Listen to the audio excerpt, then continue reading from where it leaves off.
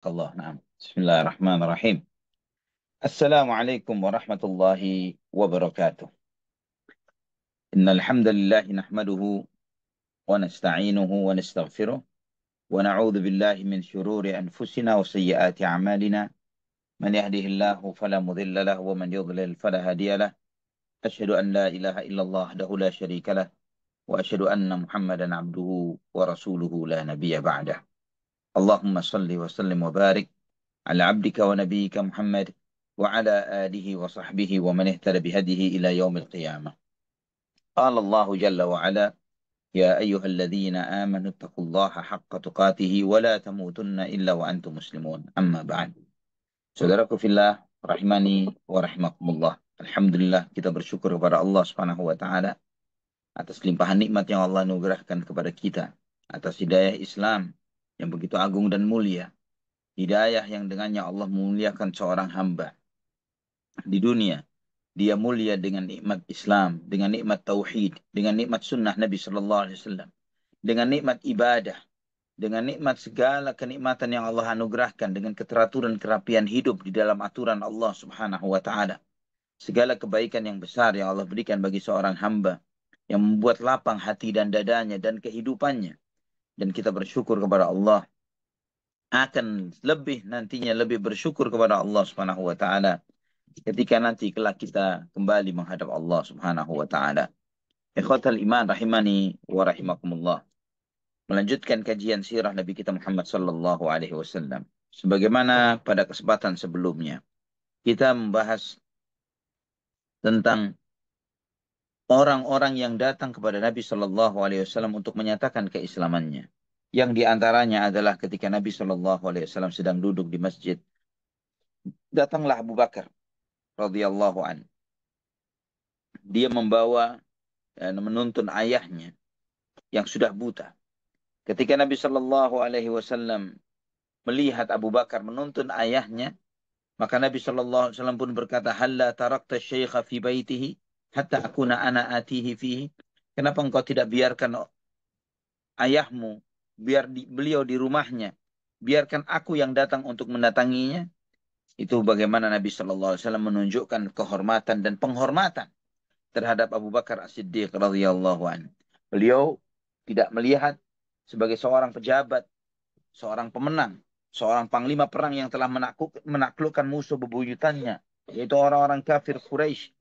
Namun Nabi Shallallahu Alaihi Wasallam menunjukkan sebagai orang yang penuh dengan rendah hati. Beliau Shallallahu Alaihi Wasallam mengatakan seperti itu bukan untuk basa-basi, tapi benar beliau pasti akan melakukan hal tersebut jika diberi kesempatan untuk itu. Namun Abu Bakar As-Siddiq radhiyallahu anhu berkata, "Ya Rasulullah, wa ahaqqu an yamshi ilaika min an tamshi ilaihi anta." Beliau lebih berhak untuk mendatangimu ketimbang engkau mendatanginya, ya Rasulullah. Maka Nabi SAW pun mendudukkan beliau di hadapan Nabi Muhammad SAW. Setelah itu Nabi mengusap dada Abu Quhafah, ayah Abu Bakar As-Siddiq radhiyallahu anhu. Kemudian Nabi setelah mengusap dada itu dengan mengatakan, "Aslim taslam." Masuk Islamlah kamu, maka kamu akan selamat. Kamu akan selamat dunia akhirat. Maka Abu Quhafah pun, ayah Abu Bakar As-Siddiq, masuk Islam. Dan kemudian Nabi SAW melihat ayah Abu Bakar As-Siddiq ini rambutnya semua sudah beruban. Sudah putih semuanya. Seperti awan. Janggutnya juga demikian sudah putih semuanya. Maka Nabi SAW bersabda, "Ghayyiru hadha bisyai'in wajannibuhu sawad." Rubahlah warnanya dengan sesuatu, namun jangan dengan menggunakan warna hitam. Ini menunjukkan kepada kita, ikhwafillah, disunahkannya untuk menyemir uban. Dan itu adalah sunnah Nabi kita Muhammad sallallahu alaihi wa ala alihi wasallam, namun tidak boleh menggunakan warna hitam. Ikhwafillah rahimani wa rahimakumullah. Setelah Abu Quhafah, ayah Abu Bakar As-Siddiq menyatakan keislamannya, masuk Islam, Abu Bakar menangis yang luar biasa. Sampai Nabi SAW bertanya, "Mayubki, kenapa engkau menangis, wahai Abu Bakar?" Kemudian Abu Bakar mengatakan, "Li antakuna yadu ammika makana yadihi yuslimu wa yuqirrullahu ainaka ahabba ilayya min an yakun." Ya Rasulullah, andai kata tangan pamanmu yang menggantikan tangan ayahku, andai kata Islamnya pamanmu yang menggantikan Islamnya ayahku, itu akan lebih menyenangkan hatimu, ya Rasulullah. Itu lebih aku cintai, ya Rasulullah. Sallallahu Alaihi Wasallam. Ini karena besarnya cintanya Abu Bakar kepada Rasulullah Sallallahu Alaihi Wasallam. Abu Bakar tahu bahwa Nabi Sallallahu Alaihi Wasallam begitu cinta kepada Abu Talib, paman beliau. Namun ikhwah fillah rahimani wa rahimakumullah. Antum melihat, antum melihat bagaimana cintanya Abu Bakar As-Siddiq radhiyallahu an kepada Nabi Sallallahu Alaihi Wasallam dan juga kepada kerabatnya. Dan ini ikhwah fillah rahimani wa rahimakumullah menunjukkan kepada kita bahwa semua yang disampaikan kaum Syiah Rafidhah tentang Abu Bakar, Umar, Uthman, dan para ummahatul mukminin adalah kebohongan besar yang luar biasa, kejahatan yang luar biasa. Ikhwah fillah rahimani wa rahimakumullah. Kemudian di antara orang yang didatangkan kepada Nabi Shallallahu Alaihi Wasallam pada waktu peristiwa Fathu Makkah adalah As-Sa'ib ibnu Abi Sa'ib radhiyallahu an. As-Sa'ib ibnu Abi Sa'ib ini dulunya di masa jahiliyah adalah partner Nabi Muhammad Sallallahu Alaihi Wasallam. Artinya karena dia partner Nabi, Nabi SAW tahu akhlak As-Sa'ib ibnu Sa'ib. Tahu, sangat kenal. Ketika melihat As-Sa'ib ibn Abi Sa'ib datang, Nabi SAW menyambutnya, ahlan, selamat datang wahai saudaraku, wahai sahabatku. Kemudian Uthman bin Affan dan beberapa sahabat mencoba memuji As-Sa'ib ibn Sa'ib. Ya Rasulullah, ini orang begini, ini orang mencoba memujinya. Apa kata Nabi SAW? La tu'allimuni bihi, qad kana sahibi fil jahiliyah. Jangan kalian kenalkan aku tentang dia. Dia sahabatku di masa jahiliyah. Sallallahu alaihi nabiyina Muhammad. Allahumma salli ala Muhammad. Kemudian As-Sa'ib mengatakan, Naam ya Rasulullah, fa ni'mas sahibu kunt. Kamu dulu memang teman yang sangat baik ya Rasulullah. Ikhwah fillah rahimani wa rahimakumullah. Setelah itu, Nabi kita Sallallahu Alaihi Wasallam berpesan kepada sahabat beliau ini, partner bisnisnya ini. Ya Sa'ib, unzur akhlaqaka allati kunta tasna'uha fil jahiliyah. Faj'alha fil Islam. Perhatikanlah akhlakmu dulu ketika di masa jahiliyah, wahai Sa'ib.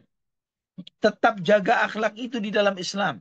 Ini menunjukkan bahwa Nabi Shallallahu Alaihi Wasallam memang diutus oleh Allah untuk menyempurnakan akhlak. Beliau tidak merubah seseorang yang memang aslinya adalah orang baik.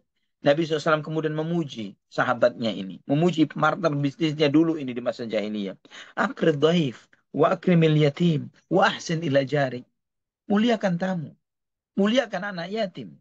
Dan bersikap baiklah kamu kepada tetanggamu. Subhanallah ya khawafillah. Kita melihat terkadang bagi sebagian orang, kemenangan itu merubah karakter. Bagi sebagian orang, terkadang kemenangan itu melupakan nilai-nilai.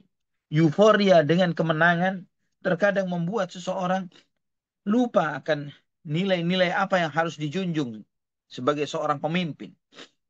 Namun antum melihat Nabi kita Muhammad ibn Abdullah sallallahu ala nabiyina Muhammad. Wallahi ikhwah fillah rahimani wa rahimakumullah. Setiap momen sirah perjalanan hidup Nabi kita Muhammad sallallahu alaihi wasallam memberikan pelajaran-pelajaran yang sangat berharga yang menunjukkan benarlah beliau memang benar-benar utusan Allah Subhanahu wa taala untuk seluruh umat manusia. Benarlah beliau sallallahu alaihi wasallam adalah diutus oleh Allah sebagai rahmatan lil alamin. Betullah beliau sallallahu alaihi wasallam Allah telah layak dengan memujinya, wa innaka la'ala khuluqin azim. Dan sungguh wahai Muhammad, sungguh engkau berada di atas akhlak yang mulia. Ikhwatal iman rahimani wa rahimakumullah. Fudalah ibn Umair radhiyallahu an. Fudalah ini termasuk orang yang menyatakan Islamnya. Tapi menyatakan Islam karena rasa takut. Bukan karena keimanan. Aslinya, awalnya. Ya awalnya adalah seperti itu. Sehingga ketika di masa itu, ketika dia di Fathu Makkah ini, dia tawaf bersama Nabi Muhammad SAW. Mengikuti Nabi Muhammad SAW. Sampai ada momentum, ada kesempatan dia dekat dengan Nabi Muhammad SAW. Terbersit di benaknya untuk membunuh Nabi. Terbersit di benaknya untuk membunuh Nabi Muhammad SAW. Maka ketika mulai mendekati Nabi Shallallahu Alaihi Wasallam, Nabi Shallallahu Alaihi Wasallam memanggil dia, Afudalah, wahai Fudalah. Maka Fudalah mengatakan, Naam ya Rasulullah, Naam ya Rasulullah. Maka Nabi Shallallahu Alaihi Wasallam bertanya kepada Fudalah, "Mada kunta tuhadithu bihi nafsak?" Apa yang sedang kamu pikirkan, wahai Fudalah? Apa yang menjadi kegalauan di dalam hatimu? La syai, kuntu adkurullah. Ya, tidak ada apa-apa ya Rasulullah. Aku cuman sedang zikir. Kata Fudalah seperti itu. Aku sedang berzikir, mengingat Allah Subhanahu wa Ta'ala. Tidak ada pikiran lain. Kata Fudalah seperti itu. Kemudian Nabi Shallallahu Alaihi Wasallam tertawa. Setelah itu Nabi Shallallahu Alaihi Wasallam sambil meletakkan tangannya di dada Fudalah sambil mengatakan, Istaghfirullah. Beristighfarlah kamu kepada Allah, wahai Fudalah. Maka tenanglah, diamlah hati Fudalah. Kemudian beliau mengatakan, Wallahi, ma rafa'a Rasulullah sallallahu alaihi wasallam yadahu an sadri hatta ma min khalqillahi syai'un ahabba ilayya minhu. Demi Allah, kata Fudalah, tidaklah Nabi mengangkat tangannya dari dadaku kecuali beliau telah berubah menjadi manusia yang paling aku cintai di muka bumi. Ikhwafillah rahimani wa rahimakumullah. Kemudian kita telah menyebutkan pada kesempatan sebelumnya terkait dengan 10 orang yang telah diumumkan oleh Nabi Shallallahu Alaihi Wasallam bahwa mereka harus mati dibunuh. Walaupun orang-orang itu bergelantungan di kiswah Ka'bah. Bagaimana nasib orang-orang tersebut? Bagaimana keadaannya? Maka kita akan melihat ya bahwa di antara orang-orang itu ada yang memang terbunuh. Namun tidak sedikit pula yang masuk Islam. Kita melihat satu persatu, mendengar satu persatu kisah mereka. Yang pertama Ikrimah ibnu Abi Jahal radhiyallahu anhu.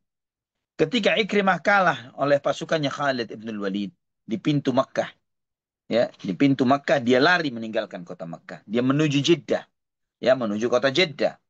Dia kemudian ke pelabuhan dan kemudian naik kapal. Ketika di kapal itu terjadi gelombang yang luar biasa, gelombang yang dahsyat, yang mengombang-ambingkan semua yang ada di kapal itu dan mereka mengira bakal tenggelam.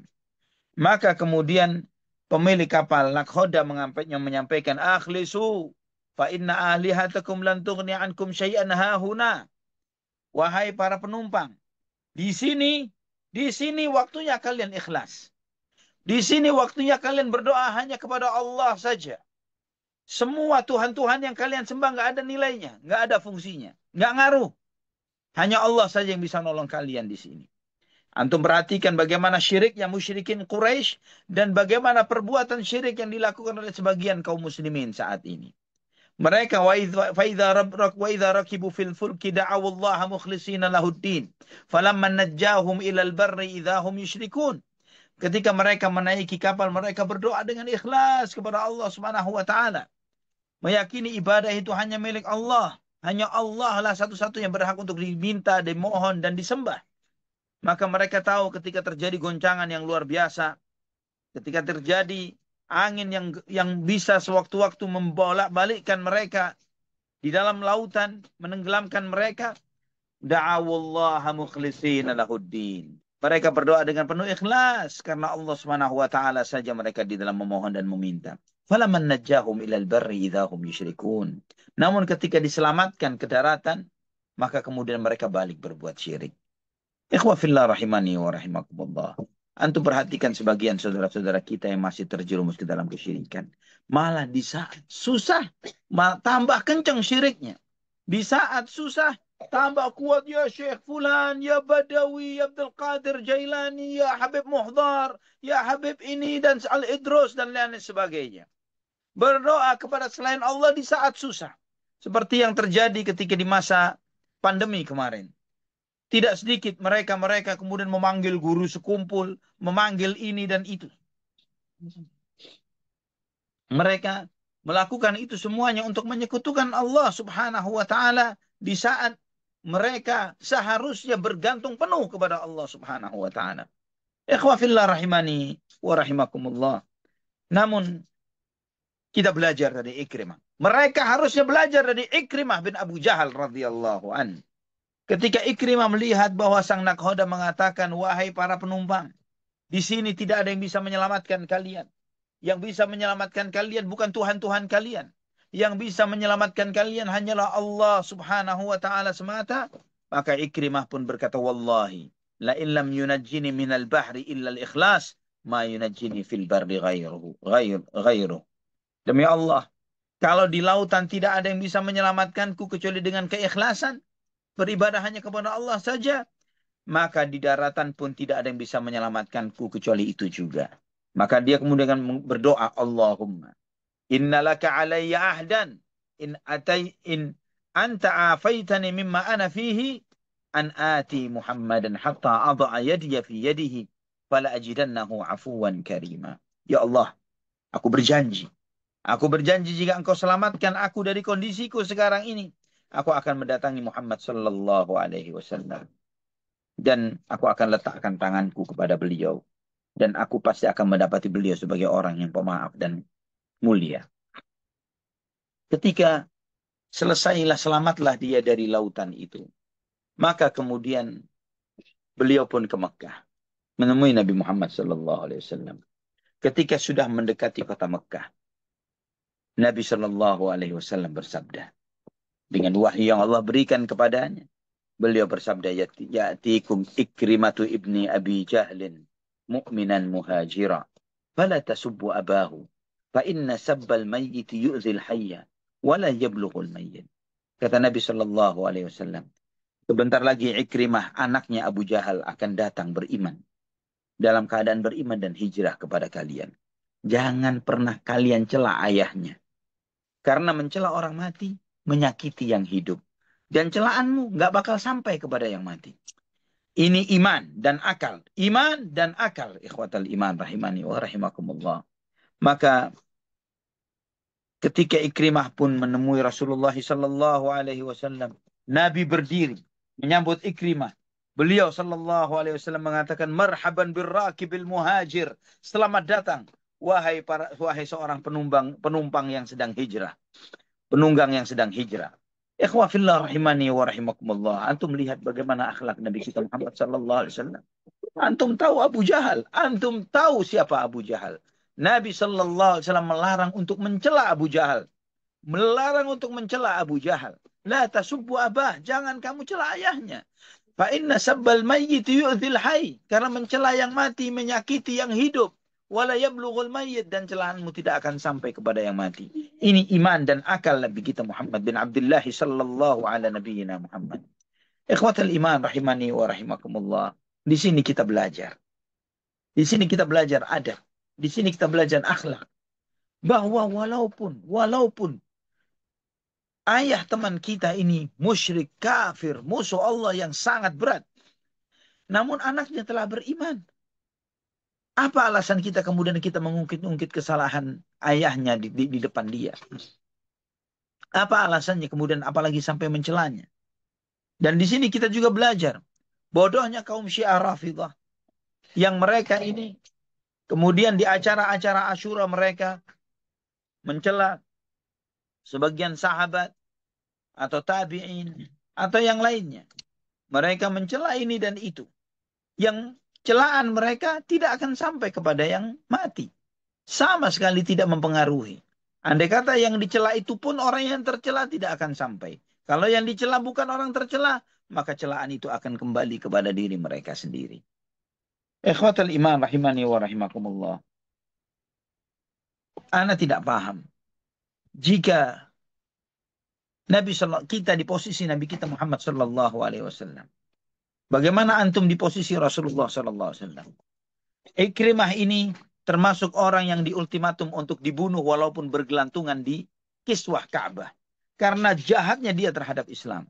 Demikian pula ayahnya. Ayahnya adalah Abu Jahal. Namun dengan gampangnya Nabi mengatakan marhaban birrakibil muhajir. Selamat datang wahai penunggang yang sedang hijrah. Nabi SAW berpesan kepada sahabatnya, jangan kamu cela ayahnya. Karena kamu mencela orang yang sudah mati, menyakiti yang hidup. Dan celaanmu tidak sampai kepada yang mati. Sallallahu alaihi nabiyina Muhammad. Begitu mulianya akhlak beliau. Dan Ikrimah subhanallah.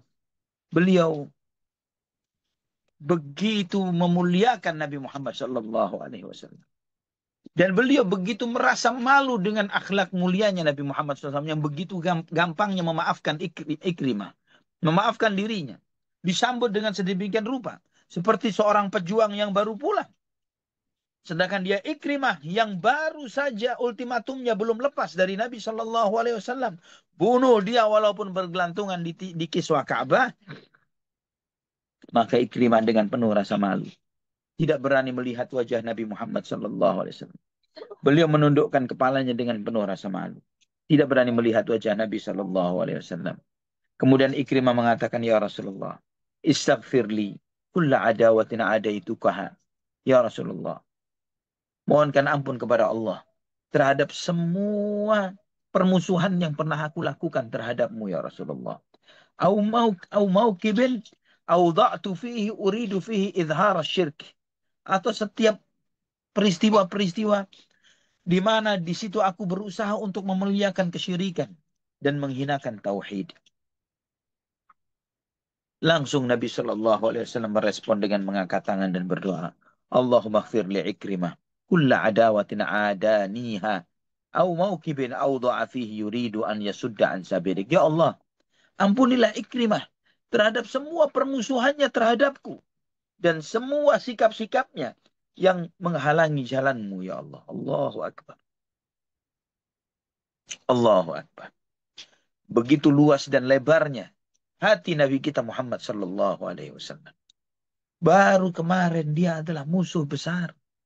Namun dengan pernyataan Islamnya, dengan syahadatnya Nabi Sallallahu Alaihi Wasallam mengatakan, Ya Allah ampuni Ikrimah. Ampuni semua permusuhannya terhadapku. Sallallahu ala nabiyyina Muhammad. Ikhwatal iman rahimani wa rahimakumullah. Maka Ikrimah pun memeluk Islam.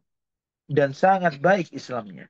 Sampai akhirnya nanti beliau termasuk yang mati syahid di jalan Allah Subhanahu wa taala, membela agama Allah Subhanahu wa taala ketika berperang melawan tentaranya Musailamah al-Kadzdzab, si nabi palsu. Kemudian yang kedua, Abdullah bin Sa'ad ibnu Abi Sarh radhiyallahu anhu. Abdullah bin Sa'ad ibnu Abi Sarh ini di antara orang yang divonis oleh Nabi Shallallahu Alaihi Wasallam untuk dihukum mati karena kejahatannya, terhadap Islam dan kaum muslimin, yang dia memiliki peran yang sangat penting di dalam membela kesyirikan dan kekufuran.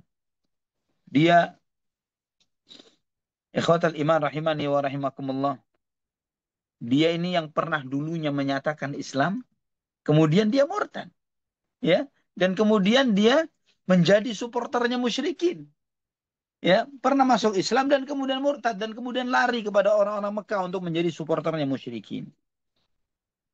Dan ketika Abdullah bin Sa'ad ibn Abi Sarh tahu bahwa dia termasuk daftar nama orang-orang yang tidak ada maaf baginya, harus dibunuh walaupun bergelantungan di kiswah Ka'bah, maka dia sembunyi. Dia lari ke tempatnya Utsman bin Affan radhiyallahu anhu. Siapa Utsman bagi dia? Utsman ini saudara sepersusuannya. Antum lihat bagaimana masyarakat jahiliyah dahulu. Saudara sepersusuan itu seperti saudara kandung. Mereka sangat saling menghormati, menyayangi, mencintai satu dengan yang lainnya. Ikhwafillah rahimani wa rahimakumullah. Ketika sudah mulai tenang, sudah tidak mulai ada gejolak dan mulai tenang, maka Utsman pun menjamin keamanannya Abdullah bin Sa'ad ibn Abi Sarh. Maka dibawalah oleh Utsman menghadap Nabi Muhammad SAW dan mengatakan, ya Rasulullah, bayi Abdullah. Ya Rasulullah, terimalah Abdullah, baiat beliau. Kata Utsman bin Affan. Nabi SAW mengangkat kepalanya melihat Abdullah bin Sarh. Melihat, menundukkan kepala. Melihat, menundukkan kepala. Melihat, menundukkan kepala. Yang itu semuanya mengisyaratkan bahwa beliau tidak menyukai tidak menyukai Abdullah bin Sa'ad ibn Abi Sarah ini. Nabi tidak mau. Ya, kalau misalnya beliau punya kuasa untuk menolak keislaman dia untuk kedua kalinya ini, pasti akan ditolak oleh Nabi Shallallahu Alaihi Wasallam. Tapi hidayah bukan di tangan Nabi kita Muhammad Shallallahu Alaihi Wasallam. Hidayah itu di tangan Allah. Dan Nabi Shallallahu Alaihi Wasallam tidak bisa menolak. Hidayah itu ketika diberikan kepada siapa yang Allah pilih dari hambanya. Kemudian akhirnya Nabi Shallallahu Alaihi Wasallam pun menerima. Dia pun syahadat ulang di hadapan Nabi Muhammad Shallallahu Alaihi Wasallam. Selesai syahadat ulang, Abdullah pulang, dibawa pulang oleh Uthman ibn Affan. Maka Nabi SAW melihat kepada para sahabat yang ada di sekeliling beliau. Beliau mengatakan, "Ama kana fikum rajulun rasyidun yaqumu ila hadha hina ra'ani kafaftu yadi an bai'atihi fayaqtulahu?" Kenapa tidak di antara kalian orang yang mengerti, yang memahami maksudku? Sehingga kemudian orang ini dibunuh sebelum dia menjabat tanganku untuk aku terima baiatnya. Maka kemudian para sahabat mengatakan, "Ya Rasulullah, ma daraina ma fi nafsik. Fahalla auma'ta ilaina bi'ainik." Ya Rasulullah, kami nggak tahu sama sekali apa yang ada di dalam hatimu. Apakah tidak sebaiknya jika yang seperti itu terjadi engkau memberi isyarat dengan matamu, misalnya bunuh atau gimana, pakai isyarat mata saja ya Rasulullah. Kami akan melakukan itu, walaupun cuma isyarat mata. Apa jawaban Nabi Shallallahu Alaihi Wasallam? Innahu la yanbaghi li nabiyyin an yakuna lahu kha'inatul a'yun. Tidak pantas bagi seorang nabi memiliki mata yang berkhianat. Tidak pantas bagi seorang nabi memiliki mata yang berkhianat. Diterima Islamnya Abdullah ibn Sa'ad ibn Abi Sarah. Subhanallah ikhwafillah. Keislaman yang keduanya Abdullah ini, keislaman yang baik, keislaman yang luar biasa. Beliau memiliki sikap-sikap yang sangat terpuji di dalam perjuangan membela Islam. Beliau termasuk di antara panglima perang yang ikut menyerbu Afrika untuk menyebarkan Islam di Afrika. Dan beliau meninggal dunia di tahun 36 Hijriyah. Al-Imam Al-Baghawi rahimahullah meriwayatkan di dalam kitabnya dengan sanad yang sahih dari Yazid ibn Abi Habib bahwa Abdullah bin Sa'ad ibn Abi Sarh beliau berangkat ke Ramallah. Dan ketika di waktu subuh beliau sholat. Dan di dalam sholatnya beliau berdoa begini. Allahumma ja'al akhir amali as-subh. Ya Allah, jadikanlah akhir amalku adalah waktu subuh. Maka dia pun wudhu. Ketika waktu subuh ini, dia wudhu. Kemudian dia sholat. Ketika dia salam ke kanan, kemudian dia mulai salam ke kiri, meninggal dunia. Ketika salam ke kanan selesai, salam ke kiri, Abdullah ibnu Sa'ad ibnu Abi Sarh radhiyallahu anhu meninggal dunia. Yarhamuhullah. Radhiyallahu anhu wa arda. Subhanallah. Kemudian yang ketiga, Miqyas ibnu Subabah. Miqyas ibnu Subabah termasuk orang-orang yang ditangkap. Ditangkap oleh sebagian sahabat. Mereka menemuinya, ketemu dengan dia di pasar. Dan kemudian dia mati dibunuh. Ya. Sebagian riwayat mengatakan bahwa yang membunuhnya adalah Numailah ibn Abdullah al-Laythi radhiyallahu anhu. Kemudian yang keempat adalah Abdullah bin Khattal. Ya, Abdullah bin Khattal dia dibunuh oleh Abu Barzah al-Aslami radhiyallahu an ketika dia bergelantungan di Ka'bah. Ya. Dan ini menunjukkan sebagaimana kata Al-Imam Al-Baghawi rahimahullah dalam Syarh Sunnah bahwa di dalam perintah Nabi SAW untuk membunuh Ibnu Khattal menjadi bukti bahwa tanah haram tidak menghalangi untuk ditegakkannya hukum qisas bagi seseorang yang layak untuk ditegakkan qisas terhadapnya dan tidak boleh untuk menunda-nundanya. Juga ikhwatal iman, yang kelima adalah Al-Huwairith ibnu Nuqaith. Adapun Al-Huwairith ibnu Nuqaith akhirnya dia dibunuh oleh Ali ibnu Abi Talib radhiyallahu anhu. Dan yang keenam Habbar ibn al-Aswad. Habbar ibn al-Aswad ini di antara orang yang paling jahat. Ya, subhanallah. Dia yang orang yang paling jahat. Kenapa?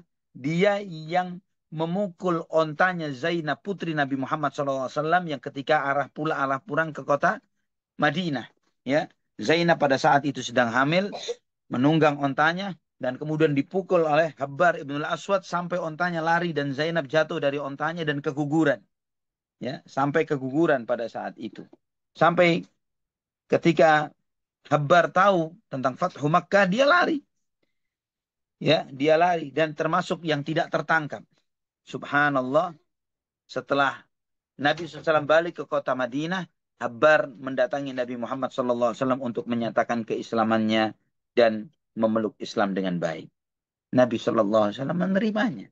Karena hidayah bukan di tangan Nabi SAW. Semua kondisi ini, ikhwafillah, semakin membuktikan kepada antum, kepada kita semuanya, bahwa innahu la Rasulullah SAW. Bahwa yang benar, Nabi kita Muhammad SAW benar-benar utusan Allah. Tidak akan ada panglima perang di muka bumi, seorang pemimpin di muka bumi yang mau memaafkan kondisi yang seperti ini terhadap orang yang seperti ini. Tidak akan terjadi. Tidak akan terjadi. Seseorang yang membuat putrinya keguguran, dan kemudian dia datang memeluk Islam dan diterima oleh Nabi Shallallahu Alaihi Wasallam. Ini bukan yang paling dahsyat. Hindun binti Utbah. Hindun binti Utbah yang memakan jantungnya Hamzah. Memakan jantungnya Hamzah. Yang merobek Hamzah, memotong hidungnya, memotong telinganya, merobek dadanya, mengeluarkan isi perutnya dan isi dadanya. Dan dimakan jantungnya pamannya, namun tidak bisa dimakan. Akhirnya dimuntahkan oleh Hindun. Hindun binti Utbah radhiyallahu anha. Dia tahu, ya, dia termasuk target daftar orang yang harus dihukum mati walaupun bergelantungan di kiswah Ka'bah. Maka dia pun lari. Ya, nanti kita akan bahas secara khusus tentang Islamnya Hindun binti Utbah. Adapun Sarah yang membawa suratnya Hatib ibn Abi Balta'ah, ya, yang membawa suratnya Hatib dan kemudian dia tetap melanjutkan perjalanannya, dia melarikan diri dari kota Mekah dan minta diberikan perlindungan untuk keamanannya. Namun apakah dia masuk Islam atau tidak diperselisihkan oleh para ulama. Adapun yang ke-9 dan yang ke-10, dua penyanyi dari Bani Khatal, ya, dua orang penyanyi yang sering menghina Nabi Muhammad SAW. Dua penyanyi ini salah satunya dihukum mati dan salah satunya lari. Dan kemudian setelah itu dia minta diberikan perlindungan, keamanan untuk menemui Nabi Muhammad SAW dan kemudian dia masuk Islam. Adapun Wahsy bin Harb dan Ka'ab bin Zuhair, Wahsy bin Harb yang membunuh paman Rasulullah SAW Hamzah dan Ka'ab bin Zuhair, keduanya masuk Islam. Nanti kita akan bahas khusus tentang keislaman Wahsy bin Harb dan Ka'ab bin Zuhair radhiyallahu anhuma. Ikhwa fillah rahimani wa rahimakumullah. Melihat kota Mekah telah dikuasai oleh kaum muslimin. Kota Mekah adalah masqatu ra'si Rasulullah sallallahu alaihi wasallam. Tanah kelahiran Nabi Muhammad sallallahu alaihi wasallam. Beliau pernah terusir dari sana, tapi beliau punya banyak kenangan. Beliau lahir di sana. Beliau mengembalakan kambing di sana. Beliau menikah pertama kali dengan Khadijah di sana. Khadijah dimakamkan di sana. Masih banyak jejak-jejak kenangan besar Nabi Muhammad sallallahu alaihi wasallam di kota Mekah. Ya. 50 tahun lebih Nabi Shallallahu Alaihi Wasallam hidup di kota Mekah. Sallallahu Alaihi Nabi Muhammad. Ikhwatal iman rahimani wa rahimakumullah. Kondisi ini membuat khawatir para sahabat Ansar. Mereka pun ketika melihat Nabi Shallallahu Alaihi Wasallam sudah ada di kota Mekah dan mendapatkan semua keamanan dan semuanya ke dalam kondisi yang sangat normal, melebihi ekspektasi yang diperkirakan oleh seorang yang pernah terusir dari sana, maka mereka pun mengatakan amar rajulu fa adrakatu raghbatun fi qaryatihi wa ra'fatun bi 'ashiratihi atarawna in id fatahallahu alaihi ardahu wa baladahu yuqimu biha. Beliau telah memiliki rasa cinta yang kuat terhadap negeri asalnya, tanah airnya. Dan bagaimana keluarganya telah menyambutnya dengan baik.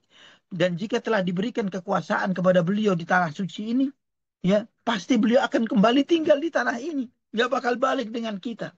Namun wahyu ini turun kepada para Nabi Shallallahu Alaihi Wasallam. Ya, tentang apa yang dibicarakan oleh sahabat Ansar ini. Maka setelah wahyu itu beliau terima, Nabi Shallallahu Alaihi Wasallam memanggil, ya ma'syarul Ansar. Maka mereka pun mengatakan, labbaika ya Rasulullah. Qala, qultum amma rajulu fa'adrakathu raghbatun fi qaryatih.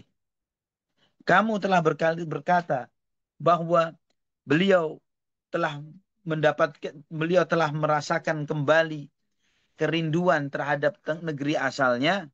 Qad kana kidzak, benar ya Rasulullah, kami mengatakan seperti itu. Kalla, kata Nabi SAW, tidak demikian. Inni Abdullahi wa Rasuluh. Hajartu ilallahi wa ilaikum. Al-mahya mahyakum. Wal mamatu mamatukum.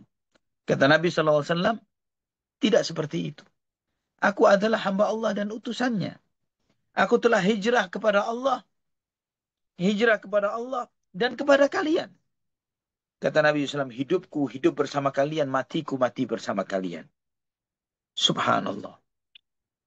Para sahabat pun kemudian mereka semuanya menangis. Mereka mengatakan, wallahi, demi Allah ya Rasulullah, bahwa tidaklah kami mengucapkan kalimat-kalimat itu, tidak lain adalah karena kami sayang kepada engkau ya Rasulullah. Kami berat untuk melepaskan engkau ya Rasulullah. Maka Nabi Shallallahu Alaihi Wasallam pun mengatakan, Inna Allah wa Rasulahu yusaddiqanikum wa ya'dziranikum. Sesungguhnya Allah dan Rasulnya membenarkan ucapan kalian dan memaklumi ucapan kalian, memaafkan ucapan kalian. Sampai Abu Hurairah radhiyallahu melihat bagaimana para sahabat Ansar. Mereka semuanya, sampai kata Abu Hurairah, fa wallahi ma minhum ahadun illa balagha nahrahu biddumu. Semuanya sahabat Ansar, semuanya bercucuran air mata sampai membasahi janggut dan leher-leher mereka. Ikhwatal iman rahimani wa rahimakumullah. Kemudian berkumpullah penduduk Mekah. Mereka berkumpul untuk membaiat Nabi Muhammad sallallahu alaihi wasallam. Nabi SAW di Safa, di Bukit Safa. Nabi duduk di atas, Umar duduk di bawah. Radhiyallahu anhu. Nabi SAW menyambut orang-orang Quraisy yang tua, yang muda, laki-laki dan wanita. Semuanya datang untuk membaiat Nabi Sallallahu Alaihi Wasallam dan taat kepada beliau. Imam Ahmad meriwayatkan dengan sanad yang hasan dari Muhammad ibn al-Aswad ibn Khalaf. Beliau mengatakan bahwa Abul Aswad ketika melihat Nabi Sallallahu Alaihi Wasallam dibaiat pada waktu Fathu Makkah, beliau duduk di atas dan kemudian para manusia datang, kaum muslimin, orang-orang Quraisy datang. Mereka membaiat Nabi SAW untuk Islam dan syahadah. Kemudian aku pun bertanya, kata Muhammad ibn al-Aswad kepada ayahnya al-Aswad ibn Khalaf. Syahadat maksudnya apa? Maksudnya adalah baya'ahum alal imani billah wa syahadati an la ilaha illallah wa anna Muhammadan abduhu wa rasuluh. Maksudnya syahadah di sini adalah bahwa Nabi SAW membaiat mereka untuk beriman kepada Allah dan agar mereka bersaksi bahwa tidak ada yang berhak disembah kecuali Allah dan Muhammad adalah hamba dan utusannya. Ikhwatal iman rahimani wa rahimakumullah. Imam Bukhari dan Muslim meriwayatkan dari Mujasyi' ibn Mas'ud As-Sulami radhiyallahu an. Beliau mengatakan bahwa aku menemui Nabi sallallahu alaihi wasallam membawa saudaraku setelah Fathu Makkah. Dan aku mengatakan, ya Rasulullah, aku mendatangimu dengan membawa saudaraku agar engkau membaiatnya untuk hijrah. Kata Nabi sallallahu alaihi wasallam, "Dhahaba ahlul hijrati bima fiha." Orang yang hijrah sudah selesai, kata Nabi sallallahu alaihi wasallam. Sudah selesai. Kemudian, kalau demikian baiatnya untuk apa ya Rasulullah? Dia bertanya. Jika demikian baiatnya untuk apa ya Rasulullah? Ubayi'uhu 'alal islami wal imani wal jihad. Aku membaiatnya untuk Islam, iman, dan jihad. Ikhwah fillah rahimani wa rahimakumullah. Demikian pula Imam Ahmad di dalam musnadnya At-Tahawi dengan sanad yang hasan dengan banyak syawahidnya, ya, banyak pendukungnya dari Ya'la ibnu Umayyah radhiyallahu an, beliau mengatakan, aku tidak menemui Nabi Muhammad SAW dan beserta Abu Umayyah pada waktu Fathul Makkah. Ya Rasulullah, bai abi alal hijrah. Ya Rasulullah, baiatlah ayahku untuk hijrah. Kata Nabi SAW, bal ubayi'uhu 'alal jihad. Qad inqata'atil hijrah. Namun aku membayatnya untuk berjihad di jalan Allah karena hijrah telah selesai. Imam Bukhari, Ibnu Hibban di dalam sahihnya dan juga lafaznya Ibnu Hibban dari Ummul Mukminin Aisyah radhiyallahu anha. Beliau mengatakan bahwa beliau menyampaikan la hijrata ba'dal fath atau qalat ba'dal yaum. Innama kana an-nasu yafirruna bidinihim ila Allah wa rasulihi min an yuftanu. Wa qad afsha Allahu al-Islam wa haitsu sya'al 'abdu 'abada rabbahu. Kata Ummul Mukminin Aisyah radhiyallahu anha, tidak ada lagi hijrah setelah Fathu Makkah atau setelah hari ini. Karena mendahulu manusia hijrah karena untuk menyelamatkan agama mereka. Ya, untuk menyelamatkan agama mereka menuju Allah dan Rasulnya. Jangan sampai mereka terfitnah. Dan Allah telah menebarkan Islam. Maka dimanapun kalian berada, hendaklah kalian menyembah Allah Subhanahu wa Ta'ala.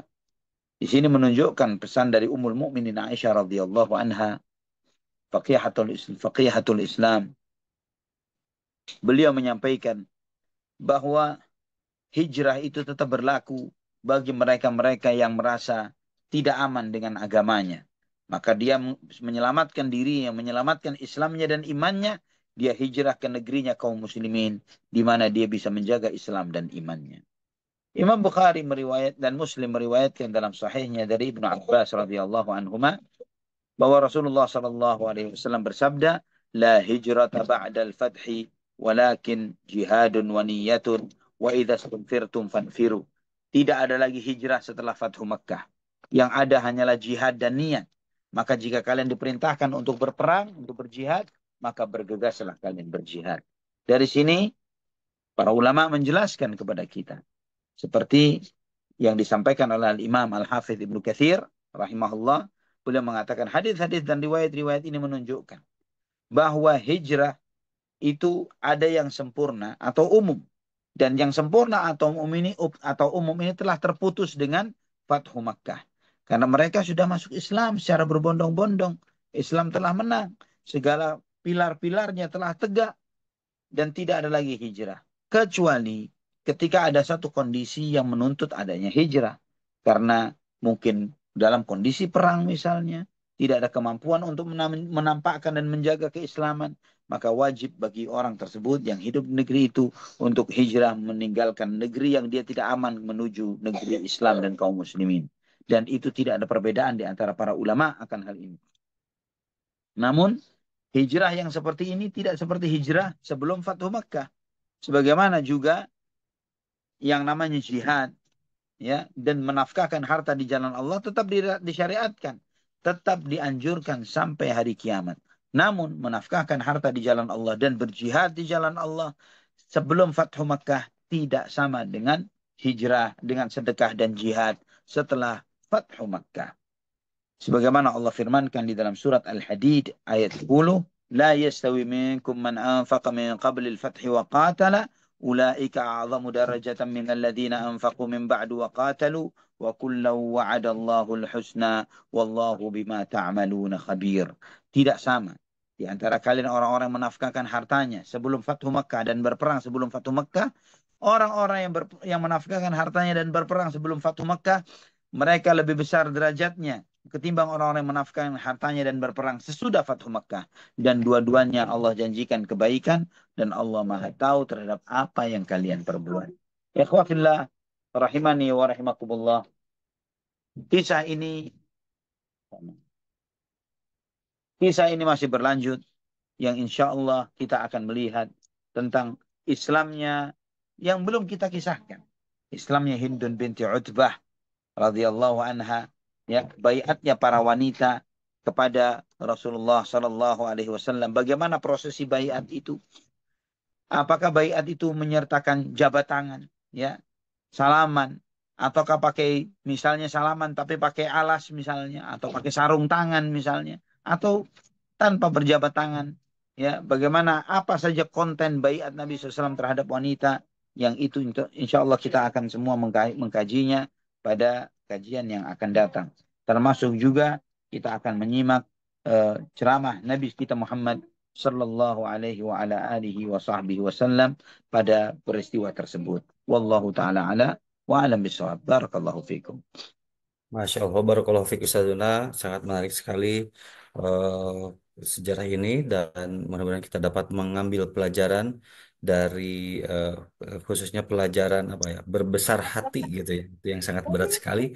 Berarti bagaimana baginda Nabi Muhammad SAW berbesar hati untuk memaafkan dan menerima keislaman orang-orang yang apa orang-orang kufar pada sebelumnya begitu ya.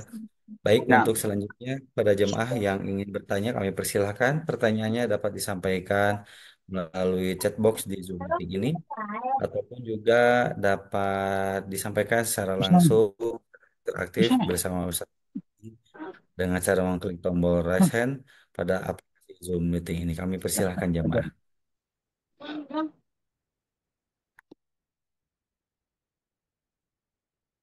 Masya Allah dari Bapak Hairus Hamzah yang sudah raise hand. Kami persilahkan Pak Hairus. mungkin di Assalamualaikum Malaysia. warahmatullahi Dari Malaysia. wabarakatuh. Waalaikumsalam warahmatullahi wabarakatuh, Pak Hairus. Kifahalukum? Apa kabar Ustaz? Alhamdulillah Alhamdulillah sehat bikhair. walafiat. Alhamdulillah. Mana ini? Bagaimana cuaca di Jakarta Ustaz? Alhamdulillah bikhair wa afiyah. Alhamdulillah, insyaAllah. Ustaz, ini persoalannya pada pekan yang lalu, Ustaz ada membincangkan bahawa uh, ada tiga orang yang bercakap-cakap tentang apabila Rasulullah SAW memasuki kota Mekah dan ada dialog di antaranya Abu Sufyan mengatakan demi Allah aku tidak akan berkomentar apa-apa andaikan aku berbicara batu-batu ini tentu akan berbicara. Yang saya ingin bertanya tentang perkataan demi Allah Abu Sufyan. Dan pada hari ini ada lagi satu dialog di sewaktu Ikrimah bin Abu Jahal ingin melarikan diri dan menaiki kapal dan nahoda yang sebagaimana Ustaz ceritakan berkata demi Allah berdoalah kepada Allah Ustaz. Tadi uh, soalan saya pada pekan yang lalu perkataan demi Allah maknanya orang-orang Quraisy ini dari sudut meyakini bahawa Allah Subhanahu Wa Taala adalah Maha Kuasa dan sebagainya hanya terbatas pada rububiyah ya Ustaz. Bagaimana Betul. dengan mereka mempercayai dengan asma wa sifat? Adakah mereka juga beriman? Nah, mereka awalnya tidak, kalau orang musyrikin Quraisy mereka tidak beriman dengan asma wa sifat. Ya, mereka tidak beriman bahwa Allah Ar-Rahman. Mereka tidak beriman dengan itu. Ya, orang-orang Quraisy tidak beriman dengan asma wa sifat. Mereka kalau sebagian sifat Allah, yaitu Allah yang memberi rizki, yang mengatur alam semesta, yang memiliki langit dan bumi, yang menciptakan langit dan bumi dan semuanya, mereka percaya.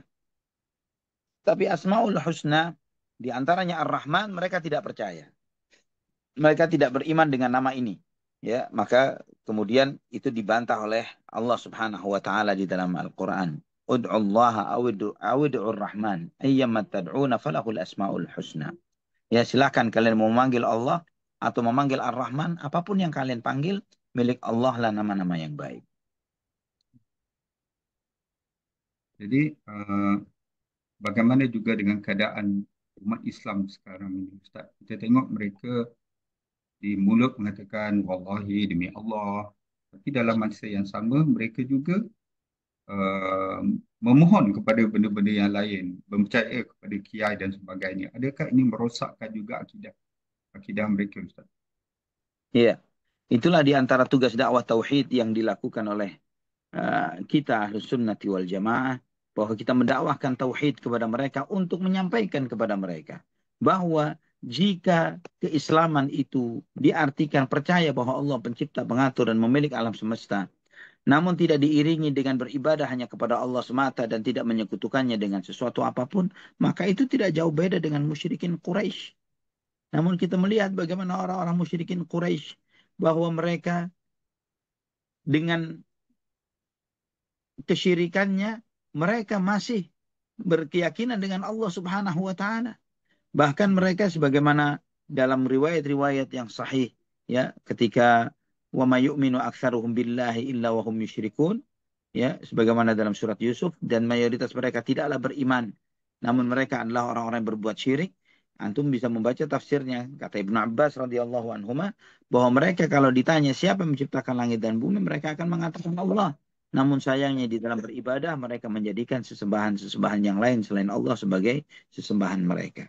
Artinya mereka beriman dengan rububiyah, tapi mereka kufur dengan uluhiyah. Serupa dengan yang sangat disayangkan, serupa dengan sebagian saudara-saudara kita kaum muslimin yang masih terfitnah dengan kesyirikan. Allahul musta'an. Ada satu lagi soalan Ustaz, berkenaan tajuk pada hari ini juga. Kita lihat kepada tokoh-tokoh yang ingin yang Rasul Sallallahu Alaihi Wasallam itu mengambil ingin membunuh mereka ini, ada di antaranya ya, bagaimana Ustaz terangkan tadi, mereka melari masuk di dalam Masjidil Haram dan bergayut di kain kiswah Ustaz. Apakah signifikan yang mereka berbuat begitu? Apakah ada adat-adat Arab seandainya mereka bergayut di kain Kaabah, tidak ada siapa yang boleh membunuhnya. Iya, kan ada keyakinan tanah haram. Tanah haram, apalagi di Ka'bah, itu adalah intinya tanah haram. Yang bahwa waman dakhalahu kana amina. Barang siapa yang memasuki tanah haram, dia harus diberikan keamanan. Dan itu sudah berlaku sejak masa jahiliyah. Bahwa yang namanya tanah haram tidak boleh terjadi kezaliman di sana dan pertumpahan darah. Yang namanya bulan-bulan haram tidak boleh terjadi peperangan di sana. Maka ketika terjadi peperangan di bulan haram itu menjadi sesuatu yang sangat jahat, sangat keji bagi masyarakat jahiliyah. Ya, mereka sangat menjaga dua hal itu, tanah suci yang disucikan oleh Allah Subhanahu wa taala sejak zaman Nabi Ibrahim alaihissalam dan demikian pula dengan bulan-bulan suci. Wallahu a'lam bishawab. Jadi ada di antara, pernah juga di depan mata saya suatu melakukan umrah. Mereka memotong kain kiswah, menjilat kain kiswah. Kan ini juga berbentuk jahiliah, Ustaz.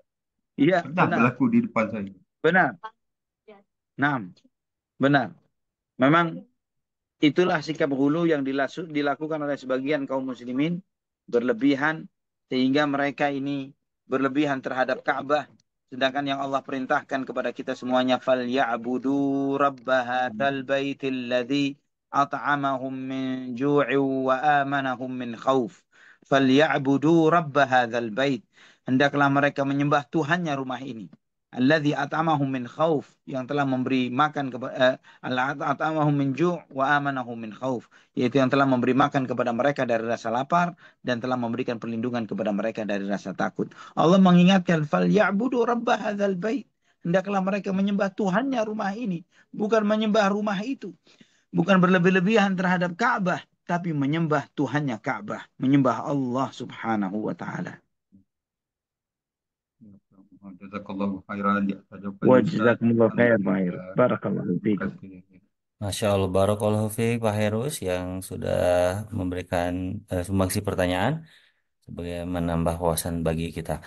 Untuk selanjutnya kami persilakan kepada Akhi Tarmizi Al-Asy. Kami persilakan. Baik, terima kasih host atas kesempatannya. Assalamualaikum warahmatullahi wabarakatuh. Ustadz Ali, Waalaikumsalam warahmatullahi wabarakatuh. gimana sehat, Ustadz? Alhamdulillah sehat walafiat. Semoga antum dijaga oleh Allah Subhanahu wa taala. Barakallahu fiikum. Pak Ustadz, mohon diberi tambahan ilmu untuk kami nih, Pak Ustadz. Ini mumpung barangkali masih ada juga tempat-tempat yang masih melaksanakan perayaan Maulud atau perayaan Maulid ataupun apa namanya, Pak Ustadz. Ya, Jadi kami sempat mendengar bahwa terkait dengan mengagungkan Rasulullah. Jadi eh, kami pernah mendengar semacam ceramah bahwa itu boleh dibuat kias-kias terkait dengan pengagungan dimaksud, sehingga tidak masalah mengagungkan Rasulullah dengan melakukan pembacaan-pembacaan barzanji dan lain-lain seperti itu. Nah, namun bagi kami ini mungkin perlu mendapat tambahan ilmu, biarpun mungkin kami baru mendengar sekilas, kalau pengagungan kepada Rasulullah itu sebenarnya arahnya ke tauhid. Nah, ini bagaimana duduk persoalan sebenarnya, apakah memang pengagungan kepada Rasulullah itu arahnya ke tauhid, yaitu dalam rangka apa menjabarkan dari syahadat Rasul, syahadu anna Muhammadar Rasulullah. Karena yang kami dengar ceramah-ceramah seperti itu, sepertinya itu seperti mengarah, kalau pengagungan kepada Rasulullah itu adalah mengarah kepada fikih. Ini mungkin kami mohon ditambah ilmu kami. Demikian Pak Ustadz, jazakallah khairan atas ilmu yang diberikan. Assalamualaikum warahmatullahi wabarakatuh. Waalaikumsalam warahmatullahi wabarakatuh. Mencintai Nabi Muhammad Sallallahu Alaihi Wasallam adalah dengan beriman kepada beliau, meyakini bahwa beliau Sallallahu Alaihi Wasallam adalah utusan Allah, bahwa beliau Sallallahu Alaihi Wasallam diutus oleh Allah untuk menyampaikan wahyunya Al-Quranul Karim, bahwa beliau Sallallahu Alaihi Wasallam diutus oleh Allah Subhanahu Wa Taala untuk mengajarkan isinya Al-Quran, bagaimana mengamalkan Al-Quran. Maka oleh karena itulah mencintai Nabi Muhammad SAW adalah menjadikan beliau sebagai suri tauladan dan contoh. Laqad kana lakum fi Rasulillahi uswatun hasanah. Sungguh kalian telah memiliki suri tauladan yang baik pada diri Rasulullah SAW. Juga Allah telah mengingatkan, Qul in kuntum tuhibbunallaha fattabi'uni yuhibbukumullahu wa yaghfir lakum dzunubakum. Katakanlah jika kamu benar cinta kepada Allah, maka ikutilah aku. Maka Allah akan mencintaimu dan mengampuni dosa-dosamu. Di sini menunjukkan kepada kita bahwa mencintai Nabi Muhammad SAW itu bukan dengan menyanjung-nyanjung dan memuji-muji beliau SAW. Ya, itu bisa dilakukan oleh siapapun. Bahkan orang-orang kafir pun tidak sedikit dari mereka yang menyanjung-nyanjung dan memuji Nabi Muhammad SAW. Tapi sanjungan dan pujian mereka terhadap Nabi Muhammad SAW tidak memberikan manfaat sama sekali. Kajian yang seperti yang kita lakukan setiap hari Senin yang sudah berjalan kurang lebih berapa tahun Kang Z? 3 tahun, 4 tahun? Yang ini sudah berjalan sekian lama. Yang di dalam Hampir 4 kajian ini tahun. hampir 4 tahun, Masya Allah. Ya. Itu kita ngaji yang setiap saat, ya setiap pekan kita berusaha seistiqamah mungkin. Banyak mungkin seringkali kita tidak hadir kajian atau tidak sempat ngaji. Tapi kita lebih memaksimalkan bagaimana caranya setiap hari Senin ini kita ngaji bertemu untuk mengkaji sirah Nabi kita Muhammad SAW. Dan semoga kita tidak mengklaim bahwa kita cinta dengan kecintaan yang benar kepada Nabi SAW. Tapi kita memohon kepada Allah. Semoga ikhtiar kita untuk bertemu di hari Senin ini, di setiap malam ini kita ngaji. Kita belajar sirah Nabi kita Muhammad SAW. Kita mengenal beliau. Kita membaca hal-hal yang banyak tidak diketahui oleh mereka yang merayakan maulid. Dalam banyak kisah-kisah ini tidak sempat tersampaikan kepada mereka-mereka yang merayakan maulid Nabi SAW. Yang itu semuanya hanya sebatas pujian. Tidak sedikit mereka yang merayakan maulid Nabi SAW ini. Mereka merayakan maulid di malam hari. Namun esok harinya di saat sholat subuh, masjid-masjid mereka kosong. Masjid-masjid mereka hanya terisi 1, 2, 3 gelintir manusia saja. Dan semua yang meramaikan maulid semuanya tidak ada yang hadir.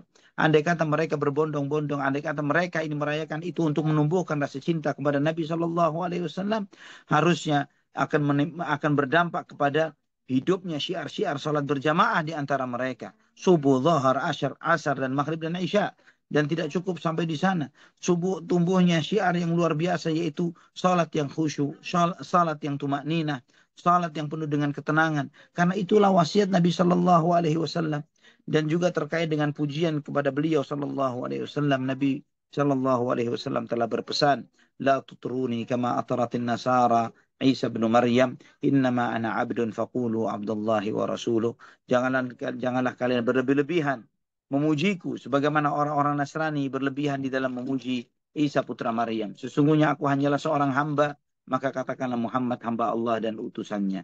Itulah yang cara kita memuji Nabi Muhammad SAW, yaitu dengan mengatakan Muhammad adalah hamba Allah dan Rasulnya.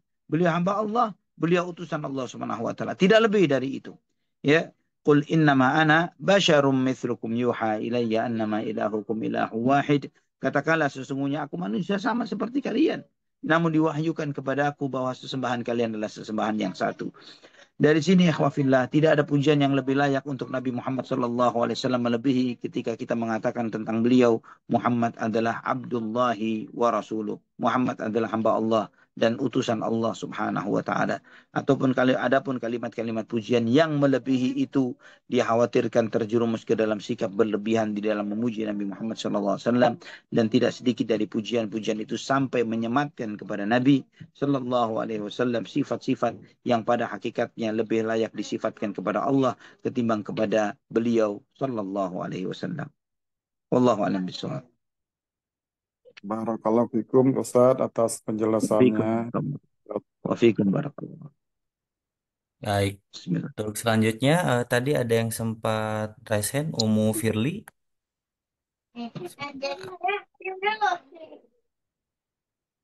Iya, Umu Firly tadi sudah resen. Silakan Umu Firly. penasaran Kang Z. Sekalipun sudah turun tangan masih dicari nih. Assalamualaikum warahmatullahi Ustadz. Barakallahu fiik.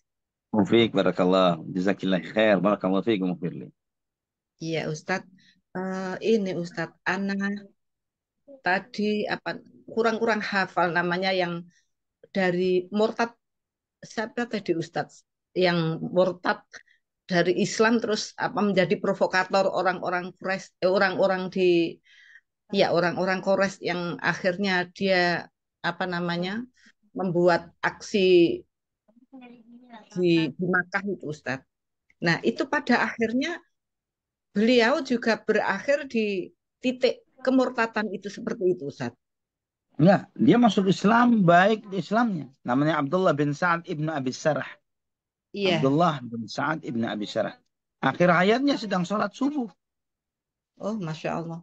Oh, seperti itu ya, Bu. Ya, Iya. oh, itu tadi Salam yang kiri, meninggal dunia. iya. Mohon di-share doanya Ustadz yang doa untuk minta diwafatkan pada waktu subuh seperti itu Ustadz. Terus yang kedua ini Ustadz tentang hukuman mati.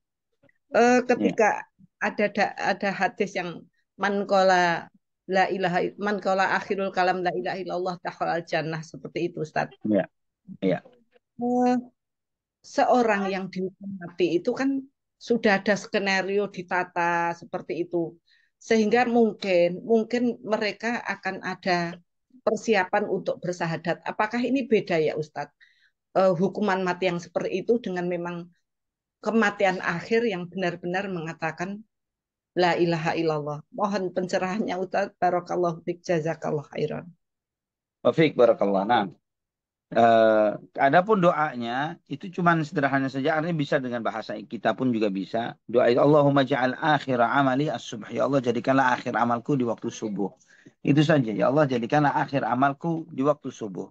Boleh pakai bahasa Indonesia atau bahasa yang lainnya. Dan kita ya juga tidak harus berdoa dengan yang serupa dengan itu, tapi bisa dengan yang lainnya. Ya, kita meminta husnul khatimah kapanpun kita diwafatkan oleh Allah Subhanahu wa taala.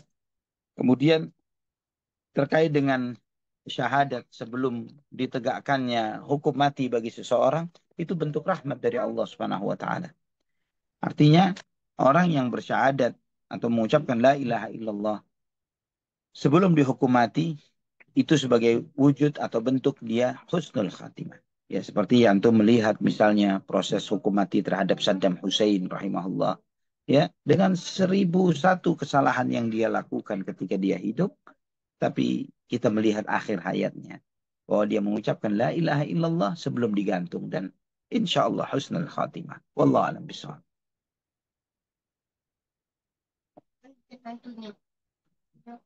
Iya. Itu mungkin Umu Firly pertanyaannya ya. Baik, untuk jawabannya selanjutnya kepada masih ada pertanyaan lagi Umu Firly. Sudah Kang Z, Masya Allah, Oke. jazakallah khairan Kang Z. Wajazakallah khairan. Baik, untuk selanjutnya pertanyaan kami persilahkan kepada Abi Yahya yang sudah resen. Selanjutnya nanti untuk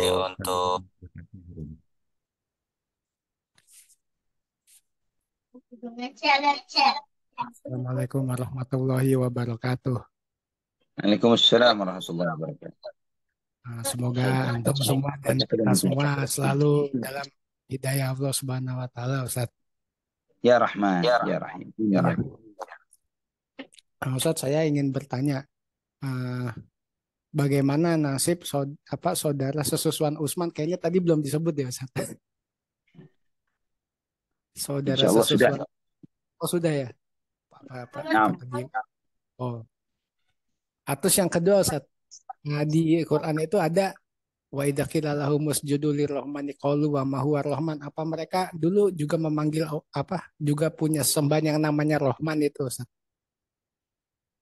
orang Sampai Quraisy. sampai saya pernah mendengar hmm, ketika Nabi baca Bismillah itu ketika surat itu dibuat pelan, dibuat samar itu ya karena itu Muhammad itu memanggil Tuhan kita dengan Rahman ketika Nabi membaca Bismillahirrahmanirrahim itu Ustaz, Insya. ketika mau sholat.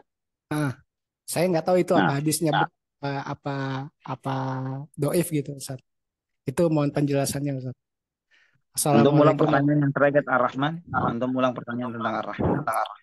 Ya, yang tentang apa? Wa idza qila lahum usjudu lirrahmani qalu wa ma huwa rahman. Nomor Ustaz. Rahman. Hmm. Nah, Apa orang Quraisy zaman dahulu itu menyebut punya sesembahan yang bernama Rahman itu Ustaz. nah. Itu Ustaz. Jadi terkait dengan yang antum tanyakan pertama, iparnya saudara susunya Uthman ibn Affan radhiyallahu an. Ini pertanyaan yang sama yang ditanyakan sebelumnya oleh Ummu Firli, yaitu Abdullah ibn Sa'ad ibn Abi Sarh radhiyallahu an. Ya, orang yang sama. Yang tadi kemudian Nabi SAW menerima membaiatnya dan menerima keislamannya, dan akhirnya dia bagus Islamnya, ikut dalam banyak peperangan, termasuk juga dalam Fathu Ifriqiya, ya, peperangan di Afrika, dan kemudian beliau di akhir hayatnya adalah ketika sholat subuh. Ya, ini orang yang sama yang ditanyakan oleh Ummu Firli. Nah, kemudian terkait dengan Ar-Rahman, apakah orang-orang Quraisy memiliki sesembahan yang namanya Ar-Rahman? Lah, mereka malah mengingkari nama Ar-Rahman. Ya, mereka mengingkari nama Ar-Rahman. Mereka tidak percaya dengan nama itu. Wallahu a'lam bishawab.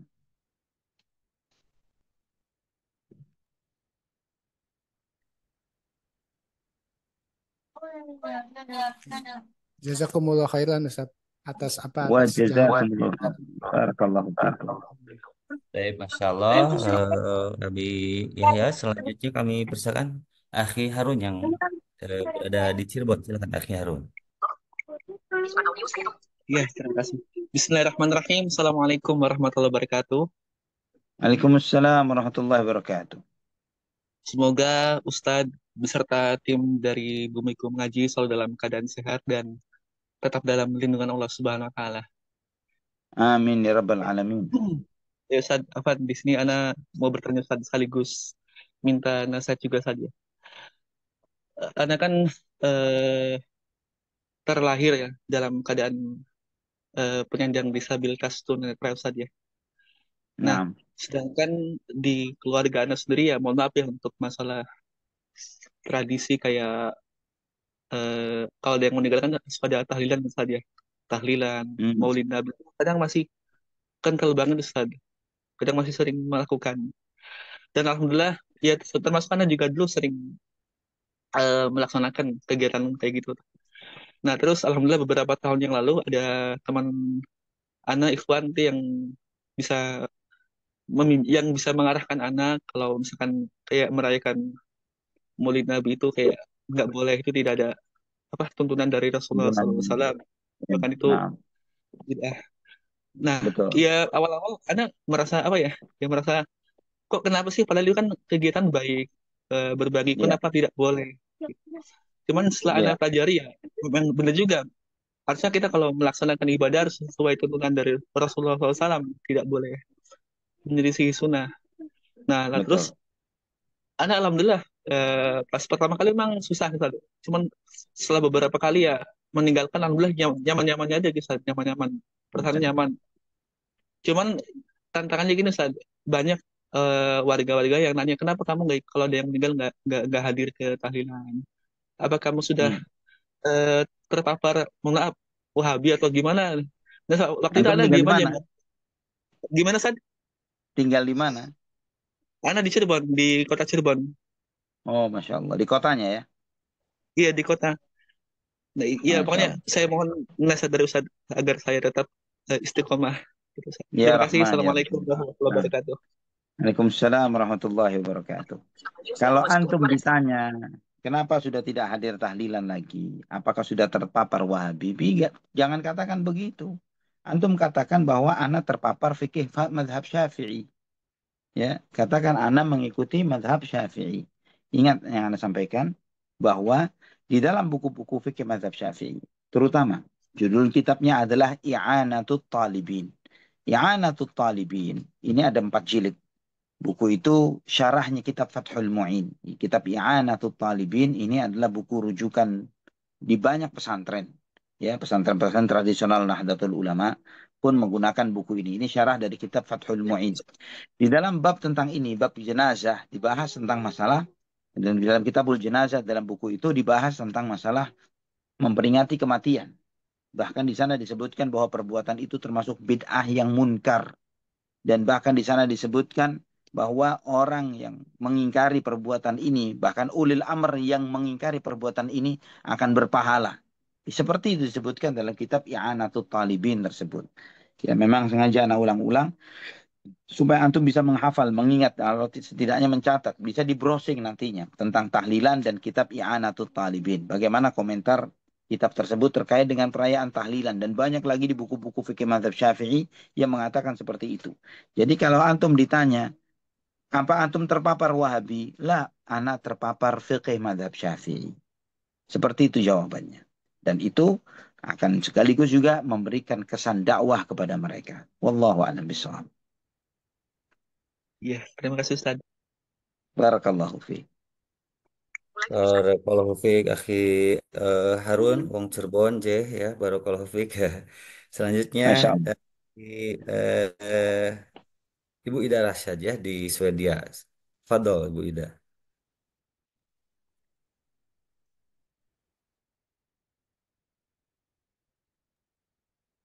Silakan Ibu Ida.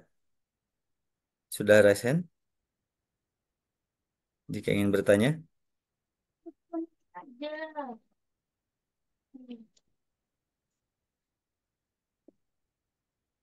Ibu Ida monitor silahkan. Sudah resen Masya jika Allah, ingin Masya bertanya. Allah. Subhanallah. Ini nggak tahu nih kenapa tiba-tiba mati sendiri ini audionya. Barakallahu fiik, Bu Ida. Lagi di mana Jaza, sekarang? Alhamdulillah, kedaullah kali ya Ustaz ya, lagi di Swedia Ustaz. Barakallahu fiik. Suka jalan-jalan Bu Ida ya, sebentar ketemu di Jakarta, sedang sunyi. Masya Allah. Masya Masya Allah, barakallahu Alhamdulillah. fiik. Iya, Assalamualaikum. Assalamualaikum warahmatullahi Baik, wabarakatuh. Menyapa dulu Ustaz. Assalamualaikum. Assalamualaikum. Semoga Allah selalu merahmati Ustaz, Ya Ibu dan Rahman. keluarga semuanya Ya sehat Rahman. Ya walafiat. Rahman. Ya Rahman. Alhamdulillah.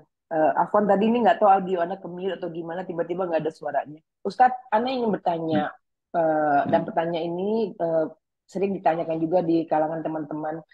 Kita sebagai, ini mungkin di luar tema ya Ustadz ya, kita ini kan sebagai pengguna sosial media, ini Ya. kaitannya dengan musik Ustadz. Nah, kadang-kadang di suatu postingan itu ada satu ilmu yang bisa kita ambil, tapi Ya. baik di backgroundnya itu ada musik Ustadz. Dan kalau itu teks mungkin kita bisa baca matikan audio ya Ustadz. Nah sekarang ini kalau itu suara tapi ada musik di belakangnya kita mau mendengarin, bagaimana kita untuk mengingkarinya sebagai yang kita mempercayai atau meyakini musik itu haram begitu Ustadz, sebagai untuk mengingkarinya karena kita masih menggunakan sosial media tapi kita mau mengambil ilmu yang disampaikan yang baik begitu Ustadz. Mohon pencerahannya tentang ini. Apakah kalau kita stay di situ mendengarkan termasuk kepada yang jadi menyenangi musik itu atau tidak mendengarkan musik itu Ustadz? Untuk ini Ya. mohon diberi penjelasan dan pencerahan Ustadz. Jazakallah khairan Ustadz. Barakallahu fikum. Wa fikum barakallahu anam. Yang pertama yang perlu dipahami bahwa di samping musik itu haram, ya, bahwa lebih dari itu menyampaikan kajian dengan backsound nyanyian dan musik itu tasyabbuh dengan orang-orang kafir. Ya, di samping itu haram, itu tasyabbuh meniru gayanya orang-orang kafir. di dalam menyampaikan ceramah-ceramah, pidato-pidato mereka, ya, dengan menyertakan nyanyian dan musik sebagai background ceramah-ceramah tersebut. Ini bukanlah sikap seorang muslim atau dai muslim yang melakukan hal yang seperti itu. Ya, itu hanya ada di gereja-gereja mungkin atau di sinagog-sinagog mungkin ya, yang melakukan hal yang seperti itu. Tapi di dalam Islam kita ibadah kita dipenuhi dengan khusyuk, dengan tunduk kepada Allah Subhanahu wa taala, dengan mengingat Allah Subhanahu wa taala dengan keagungan dan kemuliaannya. Bukan khusyuk itu timbul karena lantunan nyanyian dan alat-alat musik. Maka wallahu alam bishawab, bahwa dalam kondisi yang tadi disampaikan, nyanyian, ceramah yang dibacksoni dengan musik, di situ ada manfaat, di situ ada madarat. Manfaat nasihat, madarat musik. Bagaimana menyikapi kondisi yang seperti ini? Dijelaskan oleh para ulama, dar'ul mafasid muqaddamun ala jalbil masalih. Bahwa meninggalkan mafsadat itu lebih dikedepankan ketimbang meraih suatu maslahat. Jadi kalau ada sesuatu maslahat dan ada madaratnya, maka tidak boleh mengambil maslahat itu karena adanya mudarat di sana. Ya, dar'ul mafasid muqaddamun ala jalbil masalih. Meninggalkan suatu kemafsadatan lebih dikedepankan ketimbang mengambil maslahat dari hal tersebut. Wallahu a'lam bishawab. Nah, jazakallah khair. Jadi di skip aja ya Ustadz ya, di skip Betul, dan lewatin. move on Nah, gitu ya. Nah, jazakallah. betul. Baik Ustadz, Banyak nanti kajian bisa yang baik, yang lainnya yang bisa didengarkan dengan penuh nikmat tanpa ada gangguan backsoundnya. Baik Ustadz, jazakallah khairan. Samina wa ata'na Ustadz. Ya Assalamualaikum Rahman, warahmatullahi barakallahu wabarakatuh. fiik. Insya Allah. Waalaikumsalam. Baik. Barakallahu fiik, Bu Ida. Untuk selanjutnya, tumen-tumenan ini Umu Amr, raise hand-nya belakangan biasanya paling duluan. Kami silakan Umu Amr yang ingin bertanya. Iya, Masya Allah. Jazakumullahu khairan, Kang Zai. Iya, karena tadi sudah antrinya banyak, Kang Zai. Takutnya nggak keburu. Iya ya. Ya, Alhamdulillah, jazakumullahu khairan Ustadz atas materinya hari ini. Ustadz, ini juga agak di luar tema Ustadz, tapi terkait dengan keyakinan atau keimanan dalam salafus saleh. Tidak tahu ini videonya sudah beredar lama atau tidak, tapi potongan video pendek ini dibuat oleh YouTuber terkenal dan dia mantan anggota DPRD, Ustadz. Jadi mungkin kalau boleh Ustadz menasihatkan, di situ isinya bahwa dia bilang ketika arwah kita dicabut, meninggal, kita berjalan sendirian dan nanti yang menyambutnya adalah ibu kita. Ceritanya dia sampai menangis terharu seperti itu, Ustadz. Poinnya dia bilang jangan lupakan ibumu. Tetapi kalimat yang sangat mungkin membahayakan karena dia bilang nanti yang menemani jalan, menyambut, menggandeng adalah arwahnya ibu. Dan pemahaman yang kita dapat dalam kajian-kajian di majelis-majelis ilmu tidak pernah mendengar yang seperti itu. Bagaimana bisa Ustadz menasihatkan atas kejadian ini? Jazakumullah khairan. Barakallahu fiik. Nah, memang segala sesuatu yang berkaitan dengan ibu pasti mengandung milu, ya, sesuatu yang disebut tentang ibu selalu membuat orang itu terenyuh hatinya, simpati, empati, ya, kemudian muncul kesedihan, kerinduan, dan akumulasi perasaan yang luar biasa. Siapapun dia, mau dia orang awam maupun orang alim. Tapi bukan berarti, ikhwahfillah rahimani wa rahimakumullah, kondisi ini membuat kita berbicara tentang Allah dan tentang agama Allah tanpa ilmu. Ya, bukan berarti seperti itu. Bahwa bukan berarti ketika kita menafikan bahwa arwah ibu kita atau roh ibu kita yang ikut menjemput kita, mengantarkan kita di alam barzakh dan lain sebagainya. Ketika kita nafikan itu semuanya, bukan berarti kita nafikan kemuliaan mereka, kemuliaan ibu kita. Lah, kita menafikan itu adalah karena clear bahwa hal ini adalah mengada-ada. Tidak ada rujukan dan sumbernya baik dari Quran maupun sunnah Nabi Shallallahu Alaihi Wasallam. Bahwa kita akan didampingi oleh amal kita saja. Kita terlahir sendiri, maka kita akan mati pun sendiri. Dan yang mendampingi kita, di kubur kita, ya, adalah bukan keluarga kita, Ya, ketika disebutkan oleh Nabi SAW, yatba'ul mayyitu thalathun, bahwa mayit itu diantarkan oleh tiga, yatba'uhu ahluhu wa maluhu wa amaluhu. Dia diantarkan oleh keluarganya, diantarkan oleh hartanya, dan diantarkan oleh amalnya. Yarji'u isnan, yarji'u ahluhu wa maluhu wa yabqa wahid wa yabqa amaluhu. Bahwa dua akan pulang, yaitu keluarga dan hartanya akan pulang dan akan menetap bersamanya satu, yaitu amalnya. Itu yang disebutkan dalam riwayat yang sahih bahwa yang bersama kita bukan ibu kita, tapi amal kita. Wallahu a'lam bishawab. Iya, Ustadz. Ustadz, pertanyaan yang keduanya. Nah, Assalamualaikum warahmatullahi wabarakatuh. Ustadz, Waalaikumsalam. seringkali mungkin ini terkait dengan cerita ketika Allah Subhanahu wa Ta'ala, atau di sini tulisannya Rasulullah SAW memerintahkan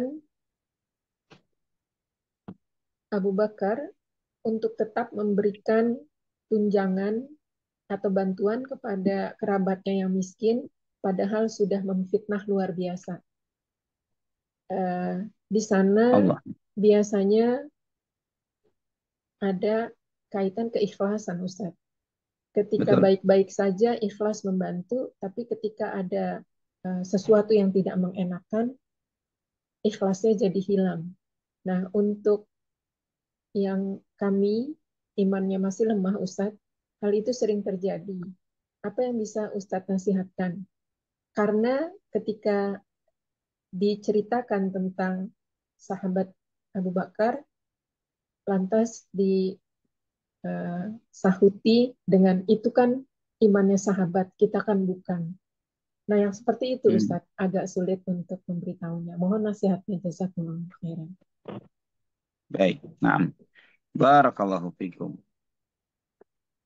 Jadi kita harus ingat bahwa apa yang disampaikan itu terkait dengan uswah yang disebutkan oleh Allah Subhanahu wa taala dari kisah para sahabat radhiyallahu anhum yang diabadikan oleh Allah Subhanahu wa taala, ayatnya dalam Al-Qur'an, wala ya'tali ulul fadli minkum was'ah, di dalam surat An-Nur ayat 22.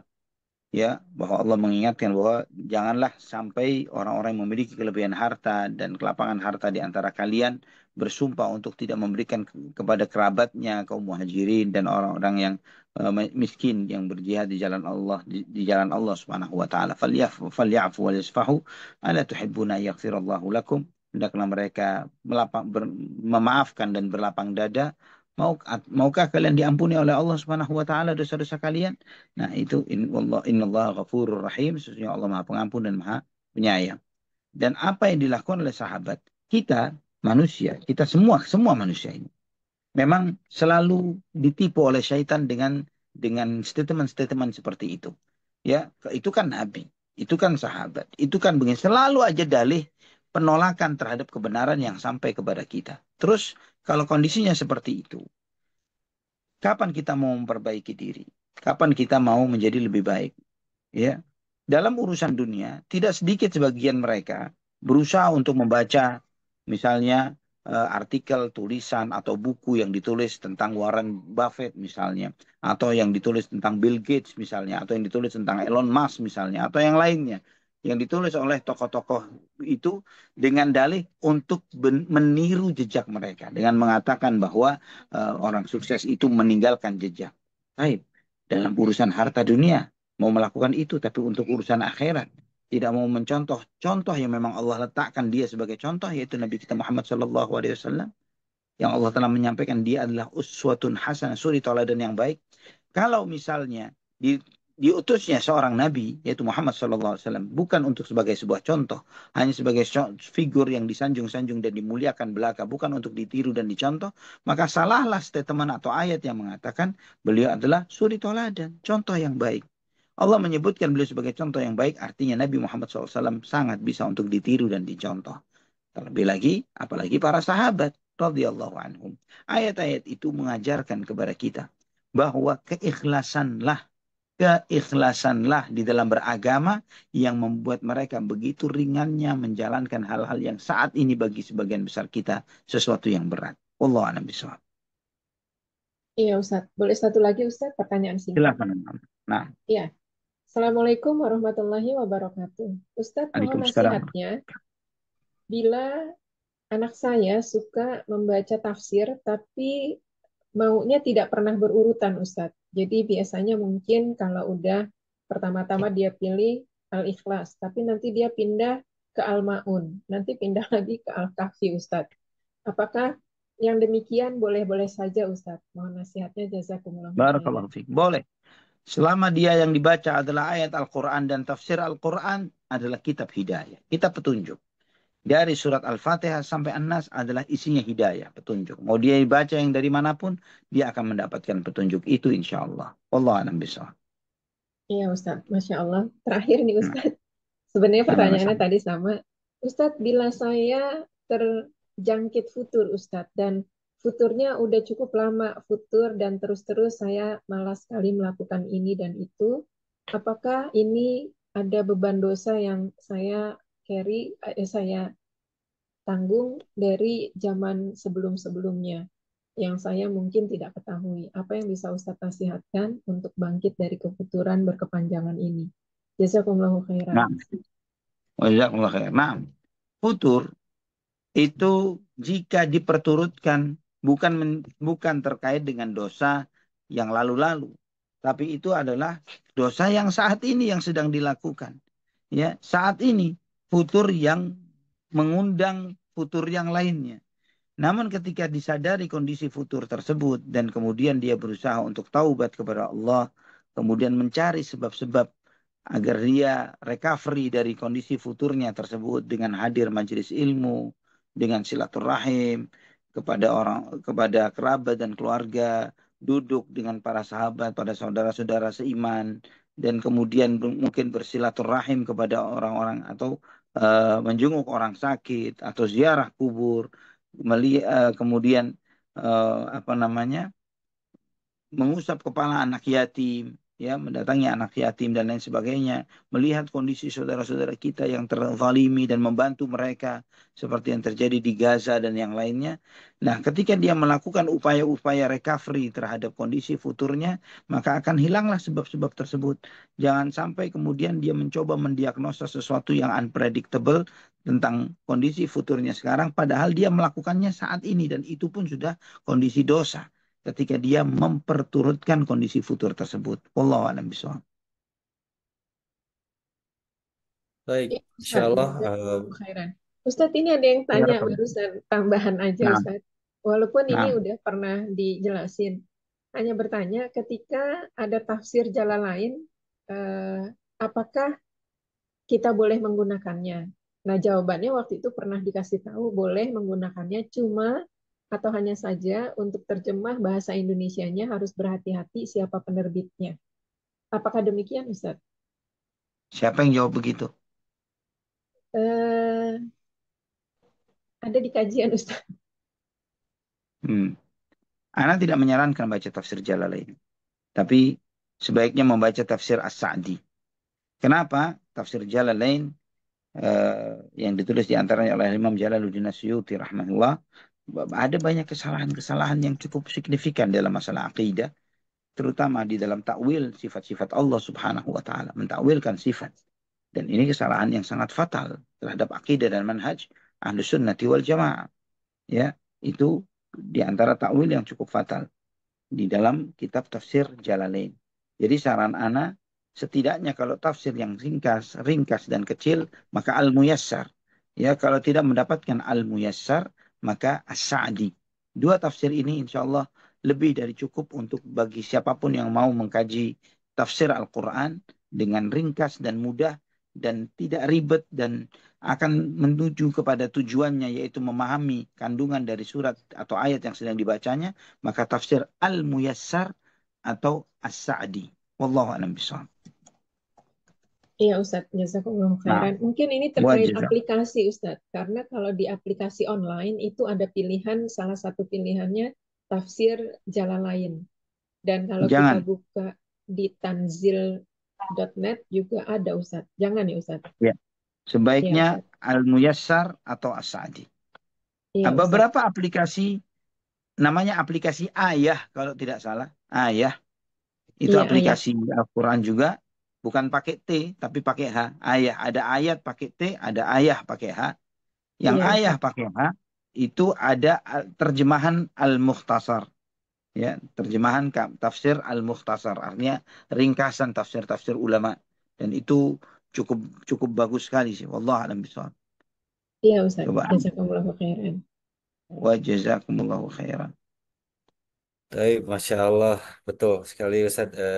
Apa namanya, pernah mengkaji Jalalain itu secara logika juga kok gitu ya, ada yang aneh gitu, ada yang janggal begitu ya. Secara awam, Nah, menurut awam aja ada jam kejanggalan. Tapi Masya iya Allah, betul. terasa sudah memasuki pukul 21 lebih 37 waktu Indonesia Barat, dan selanjutnya mungkin Ustaz juga harus istirahat. Sebelum dipungkas mungkin Ustaz ada nasihat terakhir pada malam hari ini, ataupun juga apa namanya, kalimat penutup di statement penutup di kajian malam hari ini. Silakan Ustaz. Nah, ikhwafillah rahimani wa rahimakumullah, tema yang akan datang adalah masuk Islamnya Hindun binti Utbah. Ya, masuk Islamnya Hindun binti Utbah radhiyallahu anha. Itu tema kita yang akan datang. Dan di sini kita mengambil pelajaran yang sangat banyak dan luar biasa, ikhwafillah. Bahwa ujian berat Nabi kita Muhammad sallallahu alaihi wasallam sebagai seorang manusia, seorang hamba Allah, ya, seorang hamba Allah Subhanahu wa taala itu tidak mudah. Bagaimana beliau di antara ujian beratnya itu adalah menerima siapapun yang menyatakan dirinya untuk memeluk dinul Islam harus menerimanya dengan lapang hati, dengan legowo, menerima bahwa status keislamannya walaupun hati ini menolak.